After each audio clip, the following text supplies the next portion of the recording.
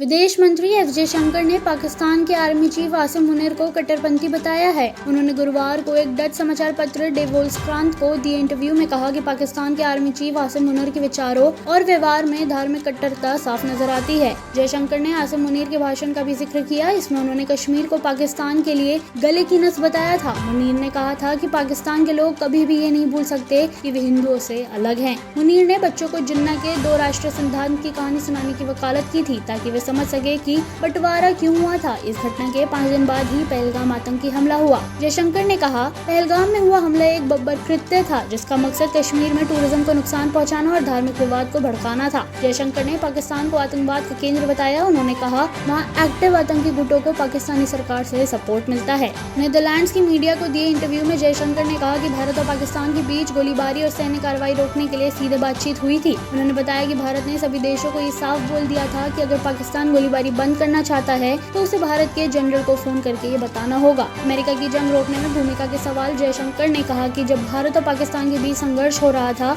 America समेत कई देशों ने समझौते की कोशिश की थी। अमेरिका सिर्फ अकेले ऐसा देश नहीं था, कुछ और देश भी बातचीत कर रहे थे। लेकिन मैं ये साफ करना चाहता हूँ कि गोलीबारी रोकने का फैसला भारत और पाकिस्तान ने आपसी बातचीत के बाद लिया। उन्होंने कहा, हमारे पास एक हॉटलाइन है जिससे हम सीधे बात कर सकते हैं। 10 मई को पाकिस्तान की सेना ने संदेश भेजा कि वे गोलीबारी रोकने के लिए तैयार है। इसके बाद पाकिस्तान और भारत के सैन्य अधिकारी एक दूसरे से बात करने के बाद संघर्ष विराम पर सहमत हुए। अमेरिकी राष्ट्रपति डोनाल्ड ट्रंप 7 बार दावा कर चुके हैं कि उन्होंने भारत और पाकिस्तान के बीच हुए संघर्ष को सुलझाया है। हालांकि विदेश मंत्री ने कहा कि भारत पाकिस्तान तनाव के दौरान अमेरिकी विदेश मंत्री मार्को रूबियो ने उनसे बात की थी। वहीं उपराष्ट्रपति जेडी वेंस ने पीएम मोदी को फोन किया था। जयशंकर ने कहा, भारत की मौजूदा सरकार का रुख बिल्कुल साफ है। अगर 22 अप्रैल जैसा आतंकी हमले हुए तो भारत उसका कड़ा जवाब देगा। हमने अमेरिका की उस लिस्ट के बारे में भी बताया जिसमें पाकिस्तान के आतंकी ठिकानों का जिक्र है। हमने जिन ठिकानों को निशाना बनाया ये सभी अमेरिका की लिस्ट में शामिल हैं। वहाँ आतंकी रहते हैं और अपनी गतिविधियाँ चलाते हैं। ऑपरेशन सिंदूर अभी भी जारी है। हम आतंकियों को वहीं मारेंगे जहाँ भी छुपे हों, फिर वे पाकिस्तान में ही क्यों ना हो। पाकिस्तान आतंकवाद में शामिल है और इसे छिपाने की जरूरत नहीं है। ऐसी और जानकारी के लिए देखते रहिए सामाजिक जागरण न्यूज।